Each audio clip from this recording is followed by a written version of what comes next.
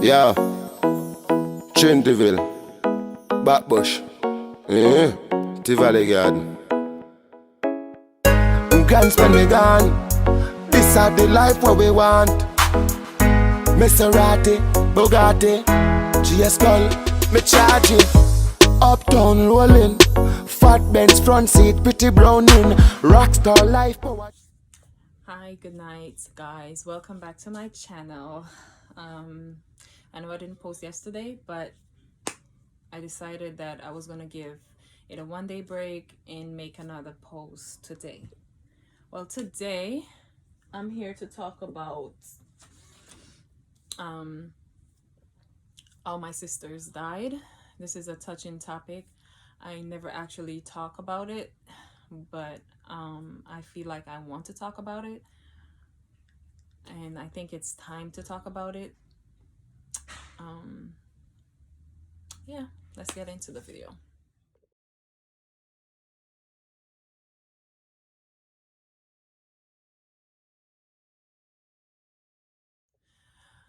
Okay, so first I want to start off by saying that my sisters didn't really live a full life. They died at a very young age. My first sister, Kez, she died at 28, and my second sister, she died at 34. Um, just want to say that, it's been tough, like really tough. When my first sister died, I had to take care of her daughter. I'm sorry. She died when her daughter was one, I think 1 year and August, September, October, about 1 year and 7 months. And I had to take care of her. I had to take her as my own child at that age, until I got pregnant myself in that same year. That's when, I had helped my sister, my other sister had started helping me with her. But I mean, me and my sisters were so close. We actually rented a house together, lived together for quite some time. Um, we all of us used to live at a place called Kolila. That's exactly where the kids are living right now, right across the street. We rented a house right over there. All three of us lived there, and we had the kids, the first kids, and we were so happy. It was so much fun. Like, I could talk to my sisters about anything. We just lived like really good, you know it was we just had a good life. And they had such a good heart. Like, they have such a good heart. Like, we used to take in like any and everybody when we had our own place. Like, we could know, like, meet someone like a little girl or whatever, and they're going through a lot. They're not living places, they don't have a house for themselves, they're going through a whole lot, and we'll take them in, we'll let them come live with us. Like, we used to just, like, we had that heart. Like, people could just come at our house, eat, sleep, we take in anyone that we thought like needed help. They just had a good heart, like a really big heart. And people knows us at that time could vouch for that. Like, we used to have so many young girls at our house, and it was like we just always taking people in and trying to help them. um at that time, like, we were just so helpful.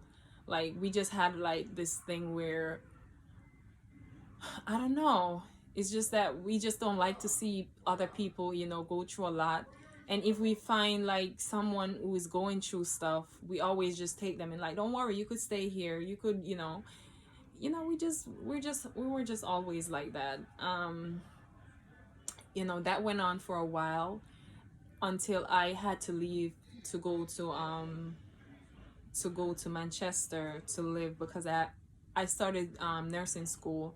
So I had to leave and go down that side. And we started ending up our separate ways. Like my bigger sister went to live with her baby dad, different place, and then my other sister went to live with her baby dad, different place. So now we're not living together anymore, but we were still close. We had such, such bond. And I remember for my first sister, the when we found out what was going on, I could remember that she was having a lot of symptoms, like, before I even go any further, I just want to make something clear. I want to give like the definition of cervical cancer. Cervical cancer is something that, you know, something that you could get by, it's like a sexual transmitted disease. It's called HPV. It's something that you could get the first time you have sex. Like the guy carries it on their private parts, and they don't know that they have it, and then you could have sex with them that one time and you get this virus. Now the thing about this thing is, it also could be hereditary, like meaning your family, like it's a family thing, like you're prone to get it. Some people have the virus and they have to go, like, you do a pap smear and it comes up that you do have it, and then you would have to do like a colposcopy to make sure that it's like, that's like a little biopsy of your cervix that you do to make sure it's not cancerous, like, it's not cancerous. So most people could have it and it don't become cancerous. Some people have it and it just heals on its own, it go away on its own, or it never turns into cancer. But some people, it do turn cancerous, and this is a big deal today, but it's less common, especially in the United States or other countries, because they are giving vaccines to children now when they reach a certain age, like 12, I think 11 or 12, they start giving them the HPV vaccine, so that they don't get it even if they do have sex. Like, it's it helps. So we'll see that it's lesser and lesser in the future, because people is more understanding of this thing and is working towards giving the kids the vaccines, so when they get older they don't catch this thing. So yeah, I wanted to make that clear. A lot of people have this cervical cancer thing misunderstanding. I hear a lot of people, especially Jamaican people, that don't have the knowledge of what this is. They talk about this is because of people who have a lot of sexual partners. I mean, that is a risk factor, because having a lot of sexual partner, meaning you could like get it because you're sleeping around with a lot of people. So yes, that's a risk factor, but it's not because you are sleeping around with a lot of people why you get this thing. So people need to understand that that's not it. So anyway,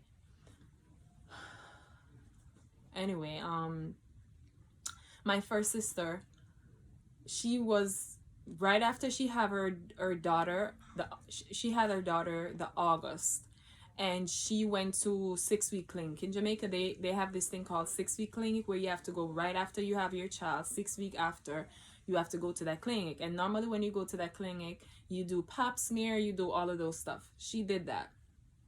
So she did that, I think, in September, the ending of September, I think she did that. And then by the ending of October, she started having symptoms. She started having like vaginal discharge, and she was telling me about it, like, that's not normal. I mean, females, we have stuff like that, but she was saying it was not normal, right? She's saying it was not normal. So we were like, to watch it, and then she said it was getting worse. So she went to, I think, by the hospital. And when she went by the hospital, they did some tests, and it take a while to come back. But when it did come back, they were saying it was a thing called trichomoniasis. That's a sexual transmitted disease. So they were treating her for trichomoniasis. They were treating her for that. And when she's taking the medication for it, she noticed it's not getting better. It's just not getting better. So we were like, why is she taking the medication and this thing is not getting better? It's just keep getting worse. So anyway, she was there. They start treating her for all sort of stuff, saying it's this and it's that. It went on. When we finally said no, we gotta do something because this is getting really bad. She started having different symptoms and stuff like that. She noticed that and this, mind you, my first sister, this went it just went like this, like it just started off out of nowhere, no symptoms. And remember, to address that, she did do the pap smear in September, right after she had her baby. And that pap smear, we were like, okay, let's get the results for that to see what's going on. When she got the results, it was negative. So the doctors weren't paying it any attention because they're saying she just did a pap smear, so, and it's negative, so it couldn't be anything like that. So they're treating her for other things. So they were there treating her for different stuff, and it was just getting worse. Until we went to a private doctor this time. We said, all right, we're going to go to the private doctor to repeat the test and tell him the symptoms and stuff. And when we went to the primary doctor, he did he recommended for her to do a biopsy, and he sent her to Kingston to get this done. So when we went to KPH in Kingston for her to do it, she did the biopsy. I don't remember 100% sure, but I'm just telling you bits and pieces of what I do remember. And she went to do the biopsy in Kingston. And when she did the biopsy, I think this was like 8-9 months in. Yeah, 8-9 months in. When she did the biopsy,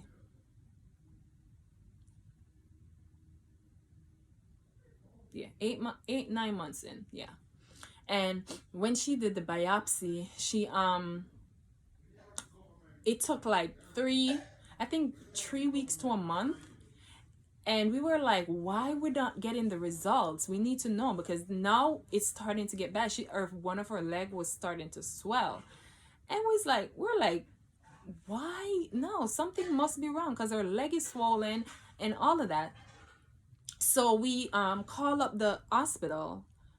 We call up the hospital, and when we call the hospital, she got a date to go by the gyno clinic in Kingston, because that's how they do it in Jamaica. Jamaica health system is messed up. I'm not lying.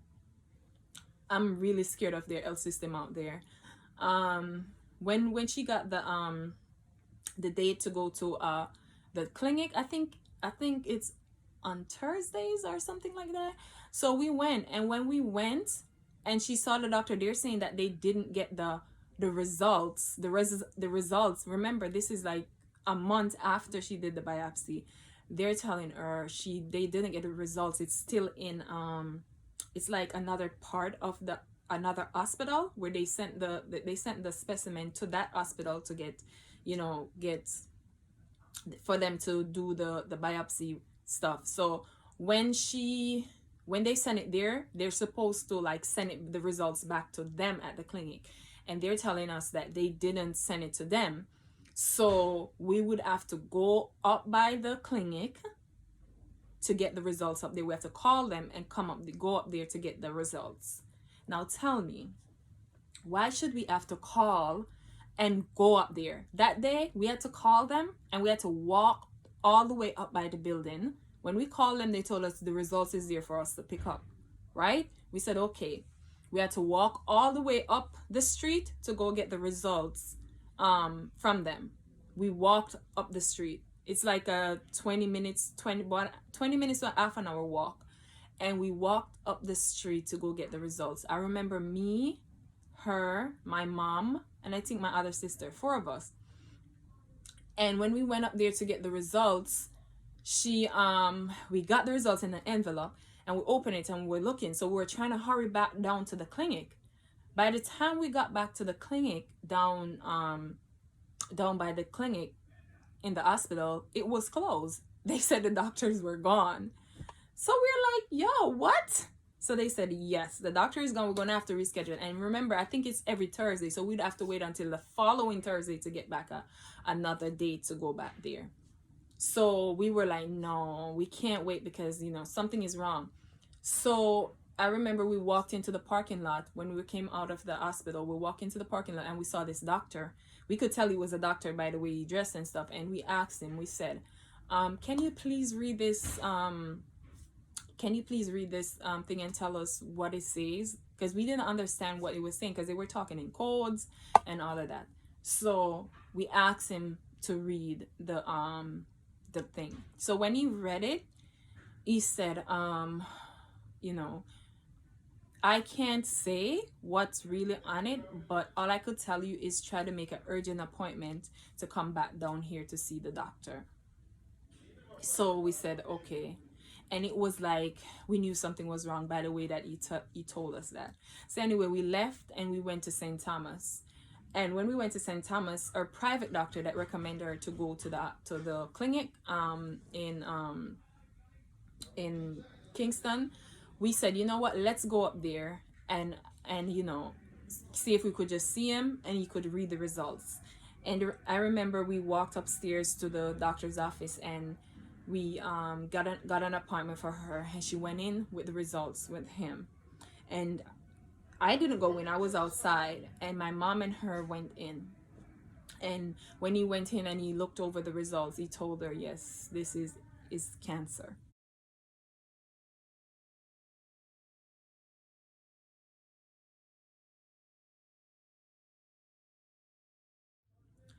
So, and I think he told her that the stage was far. I think it was stage 3. I remember this is like 8 months from she found out, and she did a pap smear, came back negative. It was just like this. So I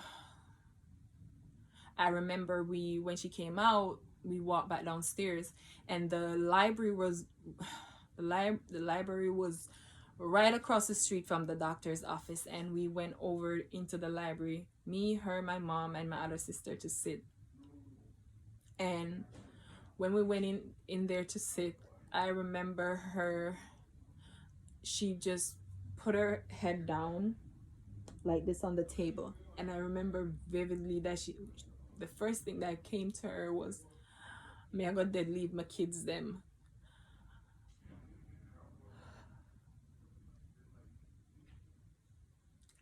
That was the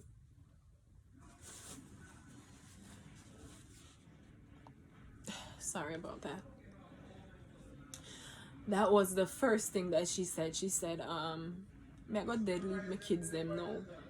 I said to her, I said, don't say that, kids. Why you say that? You know. And then after that, it was just downhill. She had to do chemotherapy. She had to do radiotherapy, but it was way gone. It was way gone by then. So we were just trying, just trying to see trying to see if we could keep her as long as possible, because she was just having a lot of symptoms. Her foot was swollen, she started like having fainting spells. It was bad. But anyway, I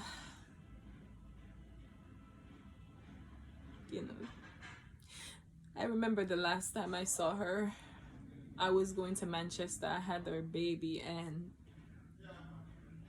I was coming from St. Thomas, but she was admitted in the hospital in Kingston because she was bleeding. Like, I remember what happened is she was sitting on the couch, and one of my family member came by the house, and we were in the room talking, and my cousin had said something and it was kind of upsetting to her, and I could tell, and it's like that stress that came down on her. She got up from the couch and all of a sudden she was just bleeding, like every drop of her blood was just bleeding out of her body. So I put her on the floor to lay down and elevate her leg, and we went to get a car to take her to the hospital. She was just bleeding, like she was just bleeding. And when she got to the hospital, they had to transfer her to Kingston. So the last time I remember was I had to go back down to go to school. So I had to bring some clothes for her and some food and stuff. And I remember taking a taxi from Martin Bay to Kingston, and I asked the driver to drop me up by the hospital just to drop the stuff off, because it was late and I had the baby. And then to walk from up where the bus let me off to the bus to go to Mandeville, it was like a long walk. And then I would have to go up by the hospital and then come back down. It would have been tough. So I asked the driver if he could just help me out by taking me up by the hospital and then taking me to the bus terminal, and I pay him extra, and he did. And I remember when I went up by the room, she was when I went up by the room, she was just laying there covered like in blood. Like she was just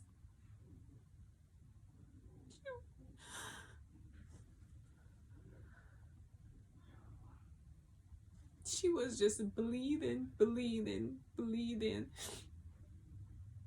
And the nurses, like, you could tell that they were like frustrated because they had to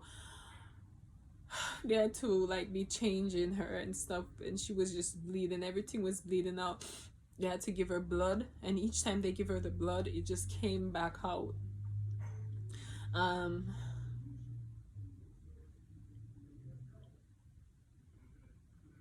That was the last time I saw her. I remember like walking out and then walking back and looking and telling her I love her, and she was just looking at me.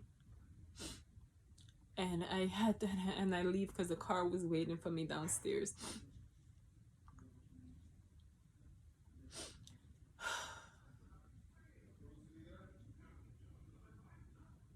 And then I left. I went to Manchester. I never got to go back up because I had to be going to school, and plus I had the baby. My husband now, he was the one that was helping me out with the baby and stuff. So he would, keep her for me and when I had to go to school and all of that. So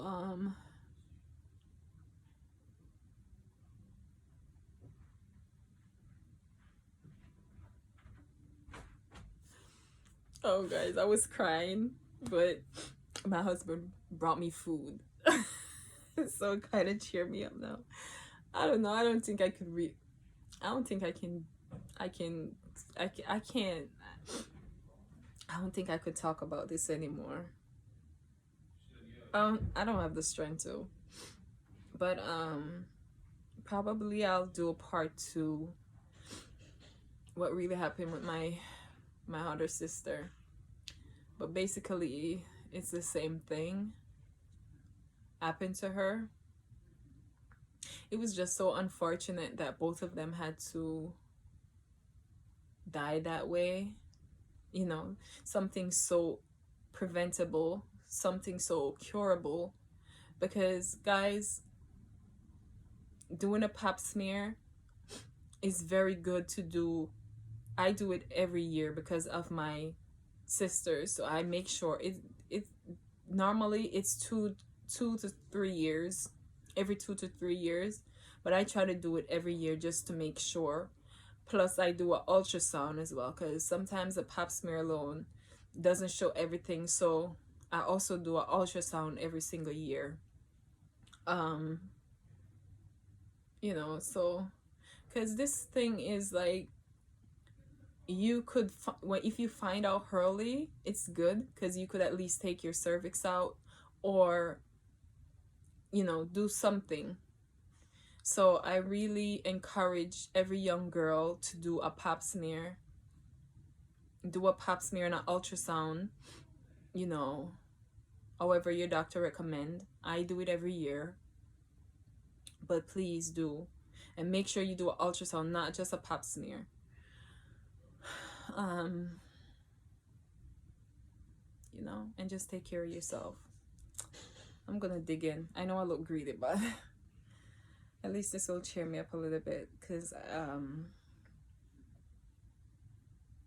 yeah. But thank you guys for watching. I try to do this video, but I can't complete it because this thing tears me apart. Like, whenever I think about it, it literally tears me apart. So I try not to think about it. I try not to talk about it. But I just felt like I wanted to share it with you guys, like, you know, what really happened. But I don't think I could go no further. But thank you guys for watching. Like, share, subscribe. And if you're new here, please do subscribe, like, comment, and share. Okay? And thank you guys for watching.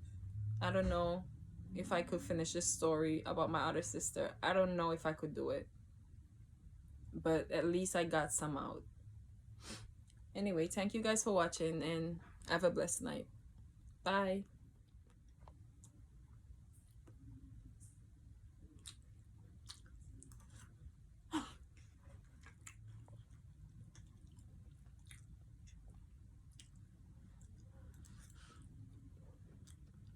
We have a variety of things here: plantain, sardines, callaloo, and some veg.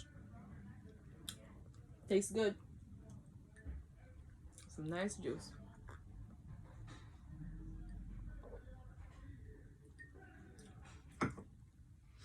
He knows how to cheer me up. Food.